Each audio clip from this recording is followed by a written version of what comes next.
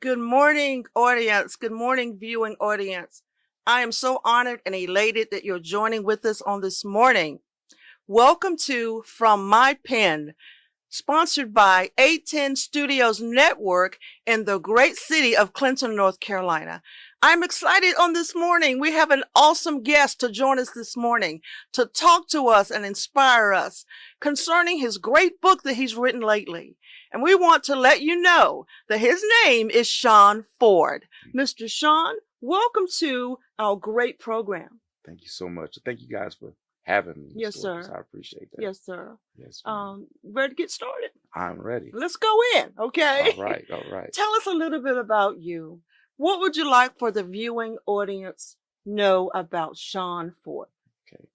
Um, well, the name is Shawn Ford. I was born and raised in Trenton, New Jersey. My mom married a soldier, and Okay. we traveled.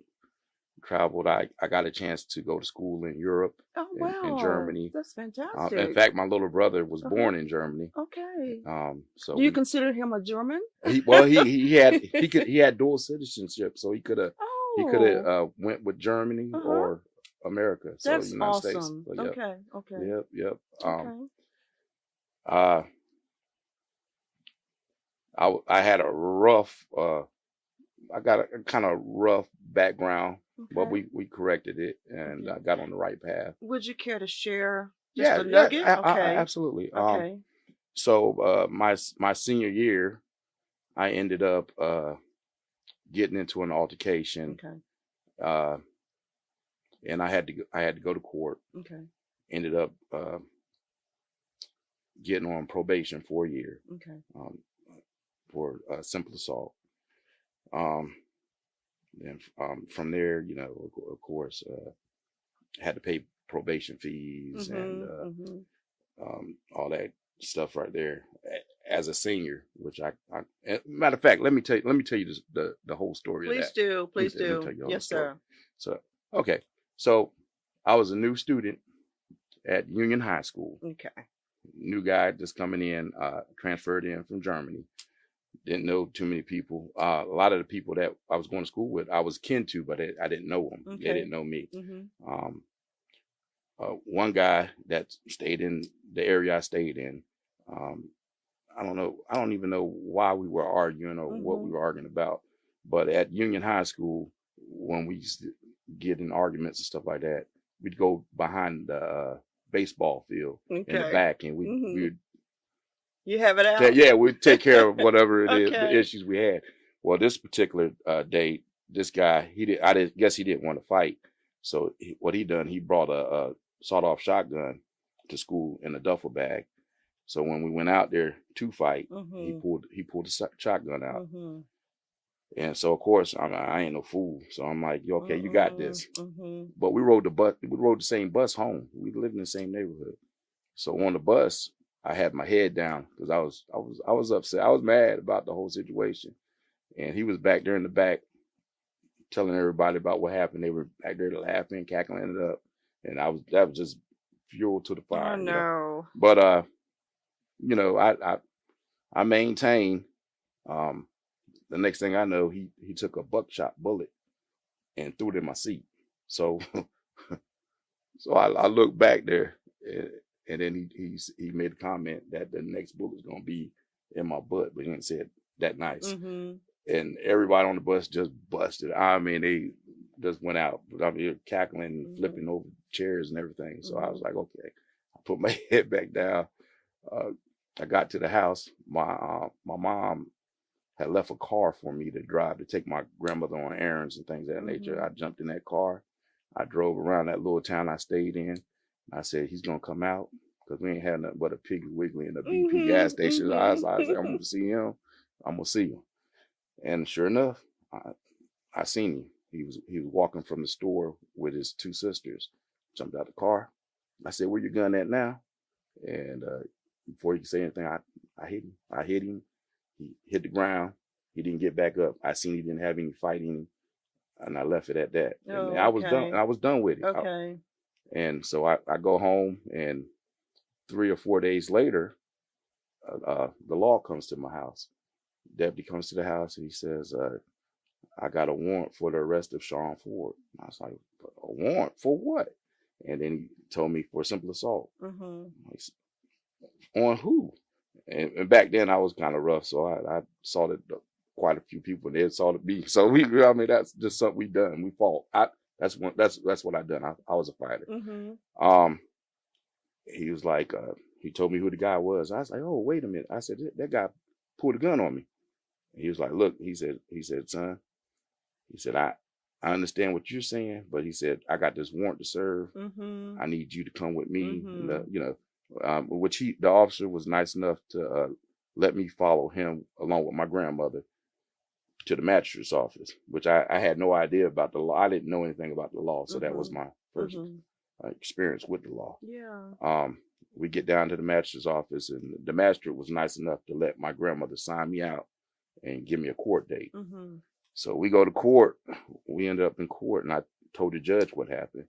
And the judge, he was a real tough guy. He was known to be a real tough judge.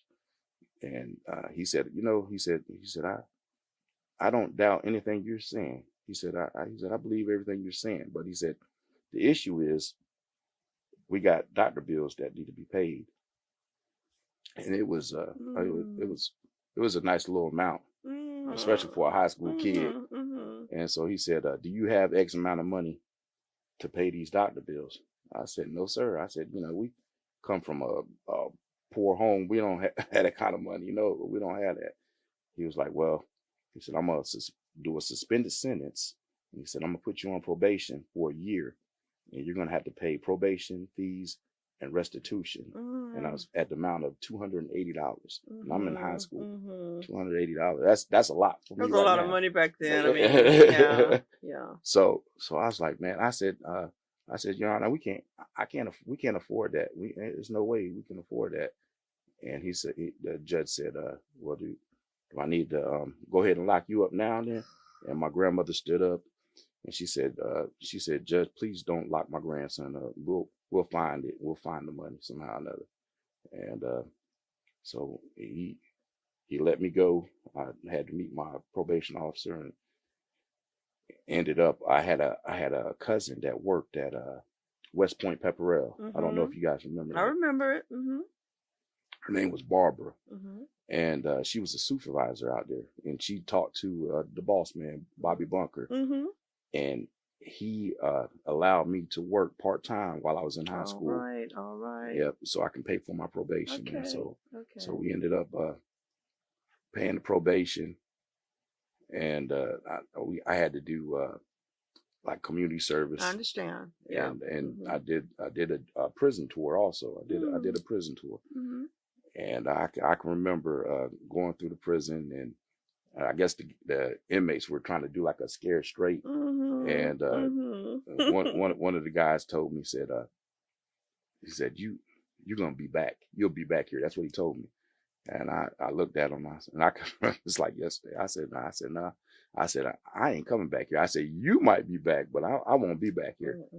And we got through it, man. That was the only time I was involved with the system. After I got off probation, I mean, that was it. That was it for me. And then on top of that, I met my back then my girlfriend, but now my wife. All right. So now. so her father was a preacher, and he wasn't really going for that. So I had to straighten up. You had to straighten up and fly right. Yeah, yes, ma'am. Yes, ma'am. Yes, ma'am. It was the best. That's amazing that was your first and last. Yes. Okay. And I declare into this world, I wish that our youth of today would look at the first time, but not another. Right. Because just got to pray for our youth. Yes, ma'am. Yes, ma'am. And with that said, concerning our youth, I noticed in your book that your passion is young people. Yes, ma'am. The youth.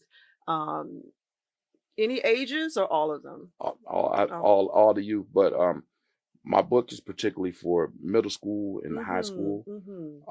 But everybody, all the babies, all the babies. Yes. Okay. In fact, after I worked at West Point for about 6 or 7 years. Mm-hmm. I ended up putting an application at the Department of Correction. Mm-hmm. And I had an interview. I went to my interview. I had my suit on and everything. I went to my interview, and they actually hired me on with the Department of Correction. But I had heard that the jail was hiring people also. Gotcha. Mm-hmm. So I went by the jailhouse. Mm-hmm. Well, I'm sorry. I went by the sheriff's office, Mm-hmm. and it was about noon time, and it was an old gentleman that was sitting up in there. He had a toothpick in his mouth, and he said, "Can I help you?" I said, "Yes, sir. I wanted to get an application for a jailer." He said, "Oh," he said, "Okay." And then he introduced himself. He said his name was Buck McCullen. He was the sheriff of the Oh, county. yes. Oh, yeah. I remember him? that name. Remember Yes, Buck? sir. Yeah. So me and him talked. He said that he said he was holding down the fort because it was lunchtime and all his people had went to lunch, and he was kind of watching the front office. Mm-hmm. And he asked me to tell him a little bit about myself, and I told him who I was, and you know, and he said, "Man," he said, "you know, I like you." He said, "I think you'll be a good detention officer." He said, "You know, that job is tough. You got to be tough." He said, you know, you got to have tough skin." Okay. I said, "Yes, sir." And then he says, he said, "Well," he said, "I got to ask these questions. Do you have any record? Do you have any you know, a record, criminal record?" And I said, "Yes, sir." I said, I got a simple assault." And he said, "Tell me about it." So I told him, you know, what happened and everything. He said, "Well," he said, "you know," he said, "we got to we'll have to go to a sheriff board, and we'll have to vote and see if we can bring you in." He said, "But he said, I feel like we can bring you in." He said, "I want you to go down to the jailhouse and talk to Captain Barber," which was the captain at the time. He said, "Talk to Captain Barber and ask him to give you a tour. So so you can make sure that this is what you want to do." Exactly. Yeah. So I done that, man. I had my suit on, went down there, and got down there, and I fell in love with it, man. I fell in love with it, and the rest is history. 1999, I started working with them, November 1999, and I just recently retired February 1st. That's awesome. Yes, I love retirement now. Yeah, I do too. At first, I was kind of like, but now, like, I'm getting used to this retirement. Yeah, I don't blame you. You can branch out and do some things with your family. Right. Write a book. Yes. Another, you know, a volume of books, the continuation. Yes, ma'am. To this one. So yes, ma'am. Retirement's fine. Yeah. It's just fine. You know, you're a little scared at first. Right. Like, what now? Unknown. You know, yeah, that's right. You know, Unknown. you get bored. Yes, you do. But you find something to do Yeah. because you sound like you are a community person. Yes. So there's always something to do in the ma'am. community. Our community, they need you. We need you. Yes, so, I definitely want to get back. I definitely want to get back. I definitely want to get these young people on the right path. In fact, this book here is to pretty much I wrote it to let these young people know that, you know, they're in charge of their lives. That's good. So the choices that they make ultimately is going to affect, you know, it's going to determine what type of life they're going to have or how they're going to live their life. Like whether you're going to have a good one or a bad one, it's the choices you make. And I found that working in the school system, when I talk to the kids and put it in that perspective, they tend to do a lot better. Okay. They tend to do a lot better. So when you put it, you know, when you put it back on them, and then you give them examples of, okay, this is a person that didn't make the right decisions. That's and right. This is the person that made the right decision. And this is the way this person's living. And this is the way, you know, it's a little harder. Yeah. Not saying that if you don't make the right decision, you can't have a good life. It's just going to be a little harder. It'll be harder. It's going to be harder. So, you know. Doesn't it make you feel good? And this is not arrogance or cockiness, but doesn't it make you feel a little good when you see a student or a child, whether they're in community or church or at schoolhouse, that's doing better because you kind of pushed them a little bit? Oh yeah. Don't that Oh make you feel a little man, bit that good? that just man, that does it. That just Yes. that does your heart so well. You Mhm. know, it does. It's Mhm. beautiful Mhm. to see a kid, especially a child that everybody tried to count out. Yes. You know what I Yes. mean? I love to see those children Mhm. prosper Mhm. and Mhm. just bloom. I do because I Mhm. mean because I was one of those. Mhm. So yeah, that does it. Really does it does. I don't blame you. Like you said, it's a good feeling, even if they even if they branch off. And like you said, they might go to jail or they might be on the streets. They might become a drug dealer or a drug user. My brother was on drugs for most of his adult life, but he's been clean now for 15 years. Oh, good. And Okay. well, oh, Mr. Ford, I used to be so mad at him because he wouldn't quit. Right. But I knew there was good in him. Yes, ma'am. And I heard surrounding us, he's never going to quit. He's going to be on drugs forever. But I refuse to give in. Mm, And that sounds like that's you. yes, Hmm. yes. So you refuse to give That's right. in. I know everybody can Hmm. change. Hmm. Hmm. Everybody can change. Okay. Okay. You just got that person just got to want to change. Hmm. Hmm. Everybody, but Yeah. everybody can change. Everybody can change. There's change in everybody. Yes, ma'am. So I think that's just wonderful and beautiful that we can make a difference in somebody's life, Yes. even in our family. You know, that was my brother. Yep. In fact, I got a Hmm. brother that Hmm. we just found he was missing for a little bit, and we Oh, just found him, okay. and he's Is on he drugs, okay? but he's doing well. Okay. My Okay. dad went and got him. They're in I think he's in Maryland now. Okay. So but he's doing a lot better. That's good. My brother, most of his drug abuse was in Clinton. So, And when my other brother came and got him and says, "This is it. If you don't do it this time, you're gonna die." I think he used scare tactics, right. but they worked. Okay, Good. they worked just a little bit. Good. And he was in rehab for about 18 months. He could leave if he wanted to, but he didn't.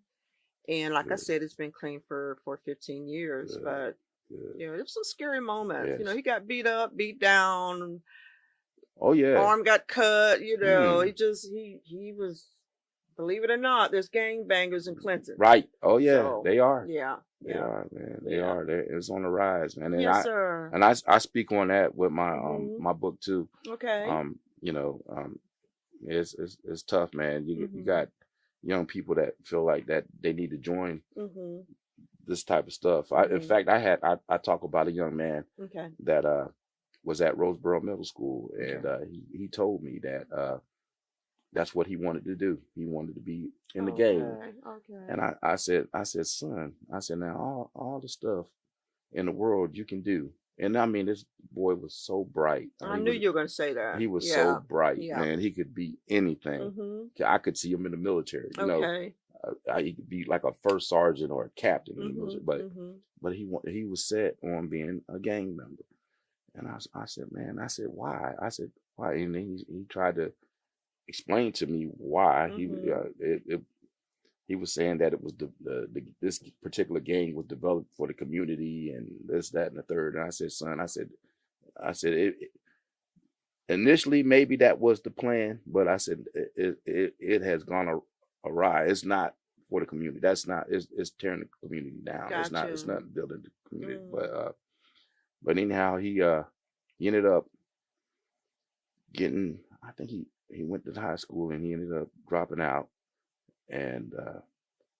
He joined the gang. He joined the gang. Okay. He was in and out of jail. Mhm. In fact, some years ago, I was working at the jail. I ended up having to work at the jail, and he was in there, and it like brought tears to my eyes. I was like, man, and I went back to that conversation when he was a child, and I was like, wow, and he became a gang member. That's what he wanted to do. But like you said a while ago, there's always hope.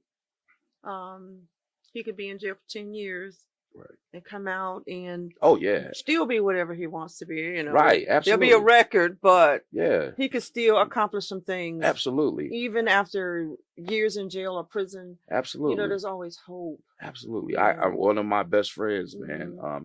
He ended up doing a little time. Okay. And he come home and he changed his whole life. Mm-hmm. He'd opened up his own business. That's cool. He's doing wonderful, Mm-hmm. man. I mean, so yes, ma'am. You can change it. It's just got to be in you. You got to want to do it. Yeah, you got to want to do it. So, you know, I don't know what other questions I have. I don't know, but it sounds like you have a passion for hope. Yes. Especially for young people. Yes, absolutely. No matter what race, no matter if it's a girl or a boy, you just have passion for hope. Right. And anybody can make it, like you said, that's right. if they have the desire to. But I'm still reading in you that you want to put that desire in them, even though you might meet me for the first time, and you don't see how anything can come of Dorcas. How can anything come of? She came from a rough path. She's done some bad things. I mean, she's still doing some bad things. But at the end of the day, you still see hope in Dorcas. Absolutely. Mm-hmm. So you're a hope carrier. I am a hope. Okay. I am a hope carrier. Yes. I like that. Yes. I like that. So your passion is young people and probably some older young adults. Yeah. You know. Absolutely. Absolutely. What inspired you to write? Like I don't already know. Where did you get your inspiration from? Did it fall down from heaven, or were you born with? When did you decide you wanted to write? Were you 12, 15, 20? I've always had a passion to write. In fact, I've always had that passion,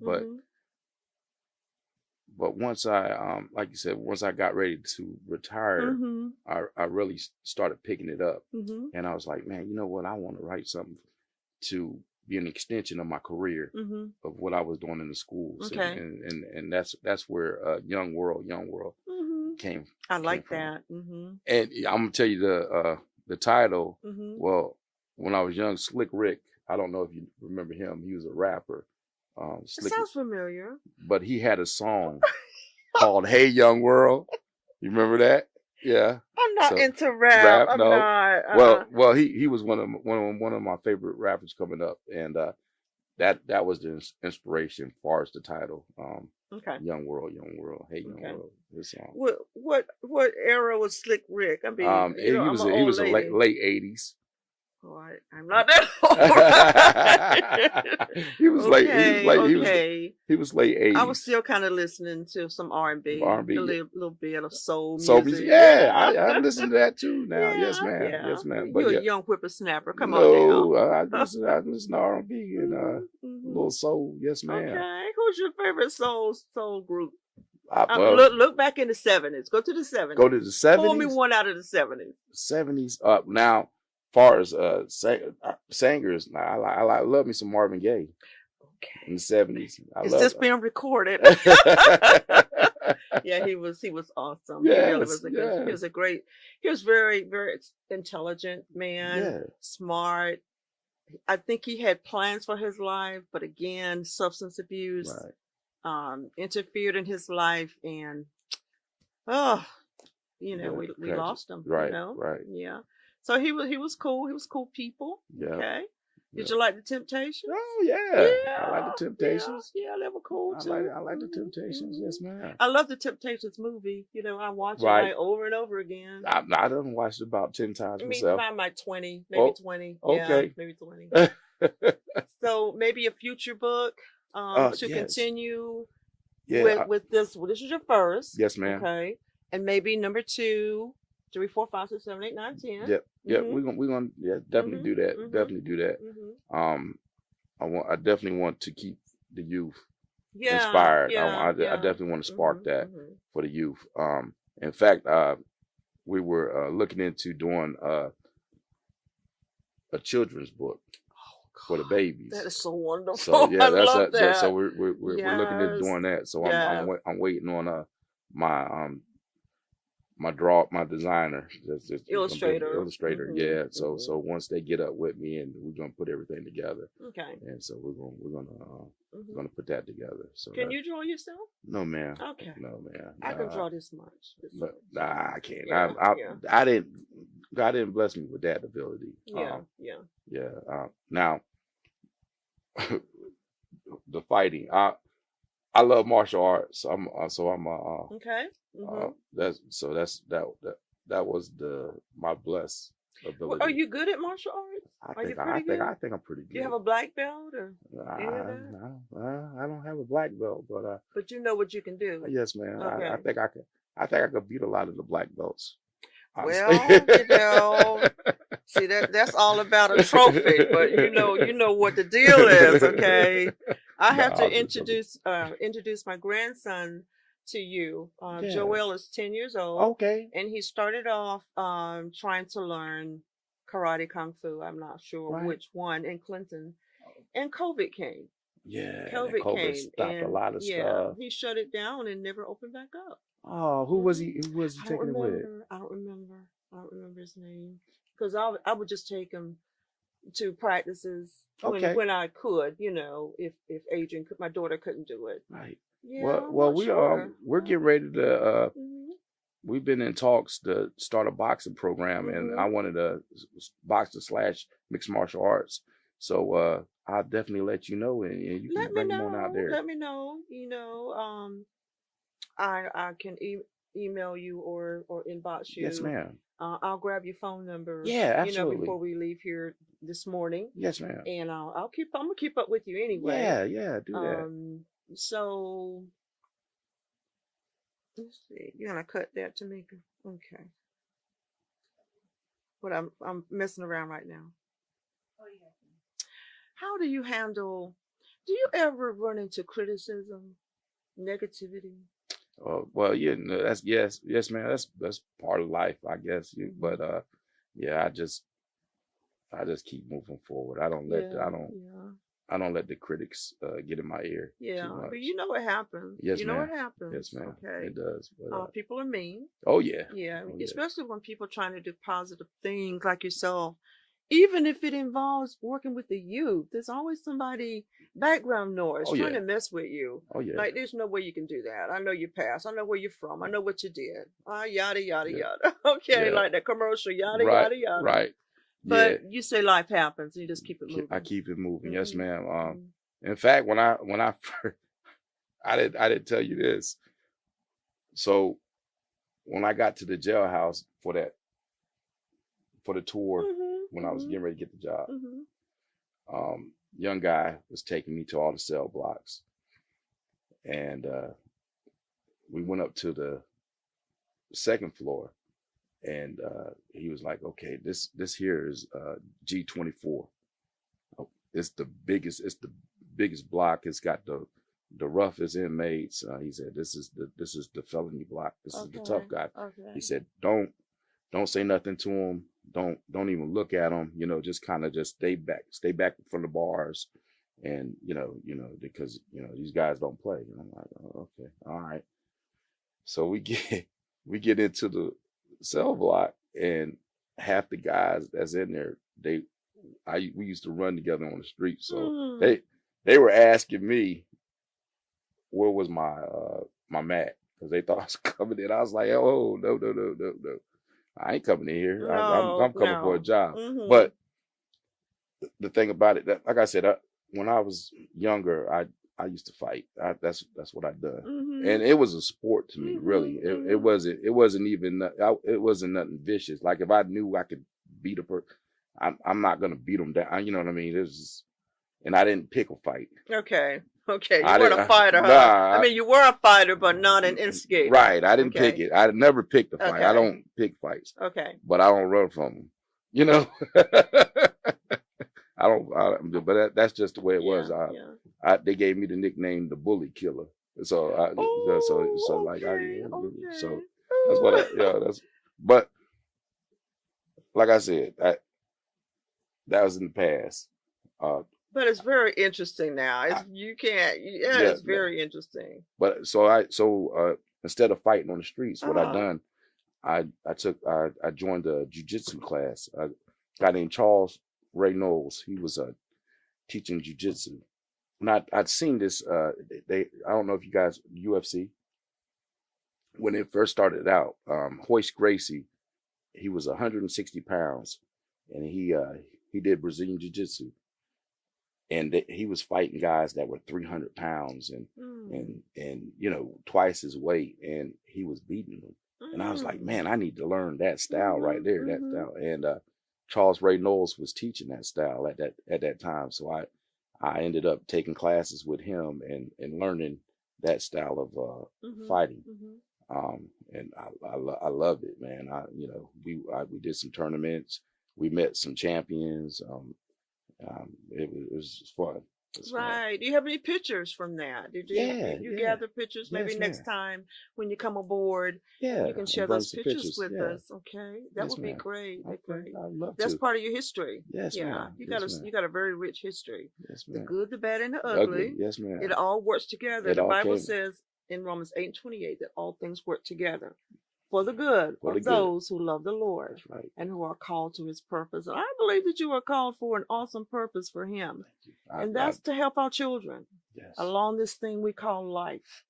And you probably help quite a few adults as well. And I just want to personally thank you for what you're doing with our community and for our community, even for your family. It's just awesome to hear from you and to know what you're doing. Sometimes we don't think there's anybody out there doing anything. It's like, what in the world is going on with our world? Why is everybody crazy? But it sounds to me that there are some people out there that are doing some meaningful things and things that will help us.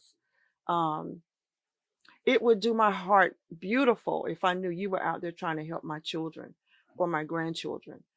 They going to school, out there going to play in the playground. But I know that Shawn Ford is out there somewhere. He's going to be out there somewhere to watch over them, like a guardian angel. Yeah. So I just want to thank you for that. Wow. Thank you for being with us this morning. Thank you for having me. I appreciate your presence. I can feel your passion. I can feel your love for children, for youth, for people. I feel that. I can feel it. So thank you for being with us this morning. Yes, ma'am. And we're going to have you back up here again in the near future. And I'm going to let my grandchildren know that you're going to be doing some fighting boxing classes. Yes, ma'am. Anything at the gym or another location? It's going to be at the block. Well, that's the gym. The gym. Yeah. I call it the gym. They call it the block. 808. Yes. I got to let them know that. They probably already know. So I'm just going to let them know who I talked to tonight. So thank you. It's been a pleasure and an honor. As always, I feel like I've known you, some of the people that come aboard. I believe I've known you for life. So I've met a new friend. Yes, ma'am. Thank you. Yes, God bless. God bless. Thank you for having me. Thank you, sir. Yes, ma'am. Any last words concerning your book? Where can we get this book? You can get it at thebookpatch.com. Just go on that website and go to the search bar and put my name in, Shawn Ford, as the author, and it'll pull right on up. Okay. On that platform, they're $15. But I definitely I appreciate all the support that everybody has gave and have been given to me.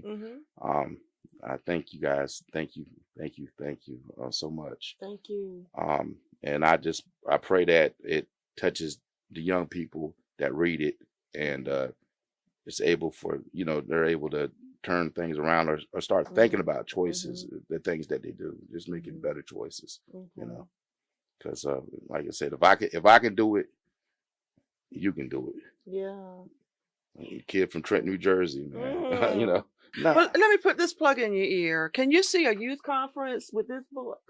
Yeah. Can you see a youth conference or a youth platform? Yes, ma'am. With this book and just going to the hip. Yes, ma'am. From the book, maybe a few excerpts from the book to pass out from the the youth that attend the conference, and just go over that with them and enlighten them and encourage them from your pen, from what you wrote and shared, to let them know this is what this conference is all about. This is what it's all about you. Yeah. Shawn, I see that. I see that. I discern that. That's up and coming. I receive it. Okay. Okay. So talk to us a little bit more. What is your desire? What do you see yourself in 5 years? I know we hear that all the time. Right. But in 5 years, I see myself retiring again. Okay. From writing. Yeah. Oh. I'm retiring my wife out in 5 years. I feel like I'm gonna bring her on out. I want her to come in. We're gonna do some traveling. All right. Do a lot of traveling. Okay. Yes. Yeah. Well, you've been overseas. You want to go back over there? Yes, I would love to go back. I in fact, that's what I want to. I want to take her to Germany. I want her to see Europe. I want to go to Africa. I want to go. Hey, let me know. Yes. I'll get my passport. I know that's right. Yes. Come on, Tamika. Let's go. Yeah. Yeah. So yeah, I definitely want to do some traveling. Okay. Italy. Italy, I love it. You know what? I was just thinking Italy. Okay. I was just thinking Italy too. Yes. Okay. Italy. Yes, All right. Absolutely. Yeah, that is so beautiful. That'll be like your second, third, fourth honeymoon. That's great. That's great. And your kids are grown and gone, so there you go. Empty nest. Well, we got a grandbaby. Oh, you got a grandbaby? Got a grandson. Okay. Yes. How old is he? He's 1. Oh God. Okay. He's 1. He's about to be 2 in June. He'll be 2 in June. Okay. Yeah, old Cameron. Oh, that is so sweet. I love grandbabiys now. Yeah, mine are 27 down to 1, so I've got a variety. I got a variety of grandkids. Good. No, I got 8. Not 7, it's 8 now. 8, okay. So the 1-year-old is made 8. 8. Oh, wow. So grandkids are special. Yes. Yes, they are. Yes, we love our kids, our children, but the grandbabies. Yes, ma'am. There's a different kind of love. It's different. My children call me the get out of jail grandma, because they feel like I do so much for my grandkids that I didn't do for them. Right. Same thing. And it's like they share things with me that they might not share with their parents, and they say, "Yeah, you the get out of jail grandma." So I accept that. It's okay. Right. I love it. I just love it. That's right. That's right. Hey, my grandson right now, he can't drive. He can get anything he can drive anything in that yard right now. Oh gosh. So his name is Cameron? Yes, ma'am. That's very special. Yeah. Okay. All right. Okay. All right. It was good to have you again. Thank you so much, everybody. We had this special man here this morning. From my pen, this is your host, Dorcas Juliette. You have a great weekend. Have a great day. We love you. 810 Studios Network thanks you for joining in with us on this morning. Shawn, thank you. God bless you. God bless you also. All right. Thank you so much.